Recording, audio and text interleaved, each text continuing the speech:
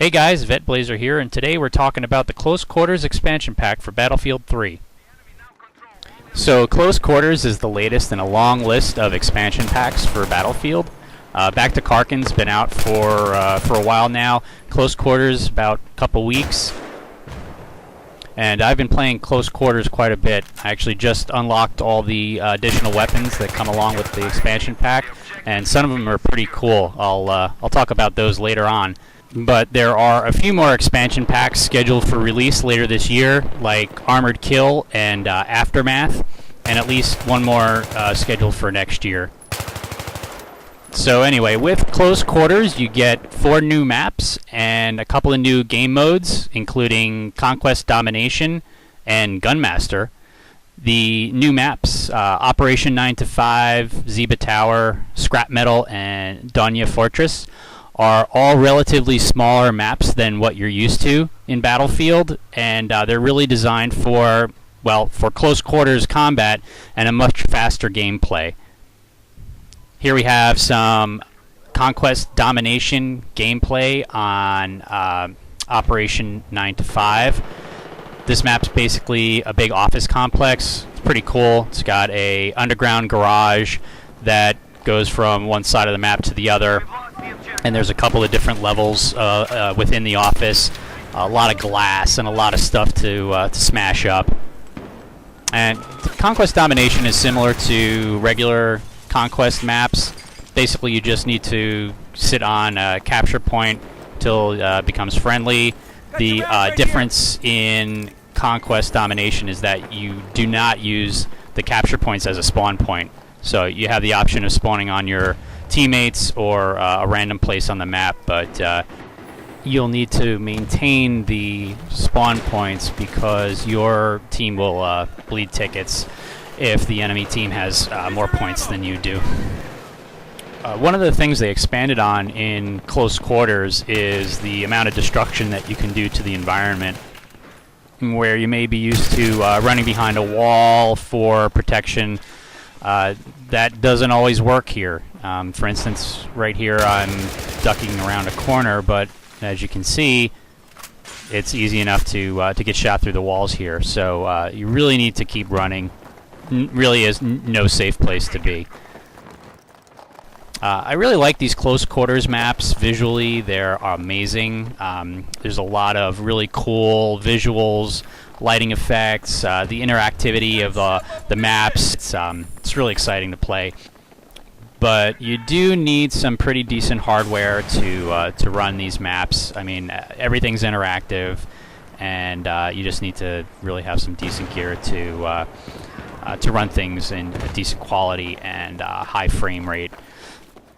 But aside from that, the gameplay is a lot of fun. This is Zeba Tower team deathmatch round, and with the random spawn points, it's real easy to spawn in either a good position or a bad one. But as soon as you turn the corner, there's someone else waiting for you. So the gameplay is really fast and furious. So if you like that, then this is definitely a game for you. So the other game mode I wanted to talk about today is Gunmaster, and this is basically the old 4HM gun game from Counter-Strike, where you have you start off with a pea shooter and work your way up through ever increasingly powerful weapons in a team deathmatch type mode, and your objective is to get the most number of kills before anyone else. Here we start off with the 4.43, then we move on to the auto pistol, more powerful Magnum handgun, then some submachine guns, shotguns, some with frag rounds, others with buckshot, then more and more increasingly powerful weapons, new machine guns, new sniper rifles, and then you basically have to finish the round by knifing someone, which is pretty cool. So here we are again at Zeba Tower. I've got my 4.43 pistol, and I shoot this guy in the back to get my first kill. But as you see, I still have the 4.43. That's because in order to advance to the next weapon, you actually have to get 2 kills with your current weapon. This helps to slow the gameplay down and not rush through things too fast. So here I am, I get my second kill, and unfortunately somebody spawned right behind me and shot me in the back. But as you can see, I did get the 93R, and basically that's how you keep going.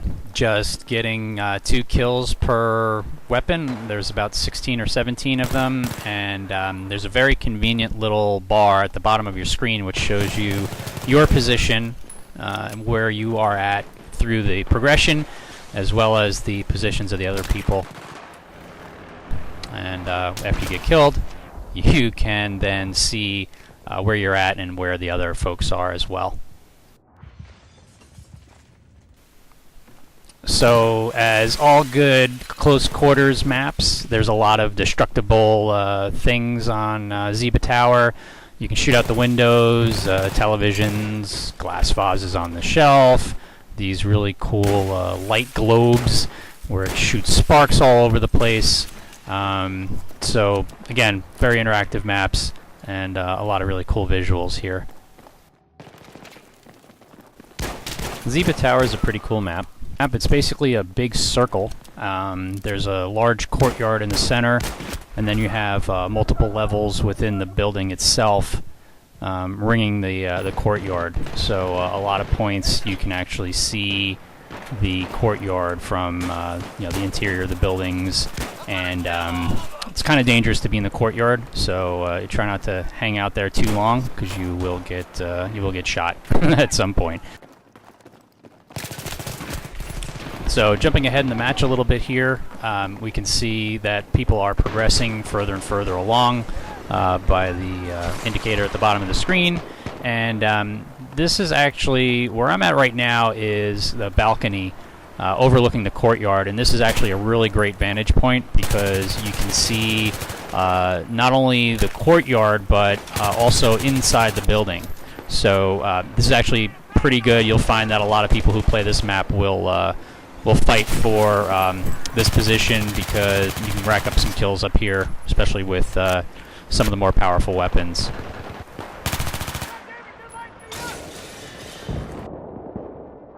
So here we are towards the end of the match. You can see there are some people who are now on the grenade launcher level, and you hear the endgame music playing there. So this lets you know that someone's really close to winning the game. And now you see that there's actually a notification that someone has reached level 17, which means all that person has to do is whip out their knife and stab someone in the throat, and the game is over. I fast-forwarded because it took that person about a minute or so to actually get their knife kill, and that ends the round. So, as you can see, I did not win. But you do get a list of all the players and where they wound up in the match. So after this, the next round starts, and everybody starts from the beginning again. And that's how Gunmaster works. I just wanted to quickly mention the other two maps.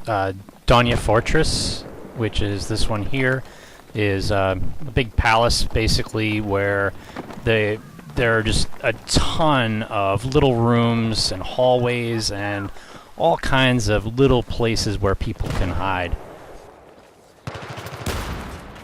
So you really need to be on your toes when you're playing these maps. At the different levels, there's a lot of holes in the ground, a lot of staircases, and just a lot of really close quarters. The other map is Scrap Metal. This map has a whole bunch of levels, large interior space, really cool outside rooftop area where it overlooks another rooftop, and some pretty good battles go on there. And it's all interconnected with a bunch of staircases and ramps and scaffolding, and it's really neat to play on this level. When playing these Conquest Domination maps, I try to stay fairly close to the capture points. After you take a point, you're pretty much guaranteed the enemy's going to come after it. So I like to stay close That way, after I've captured it, and the enemy comes by to flip the point, I can react and take care of him, hopefully before that happens.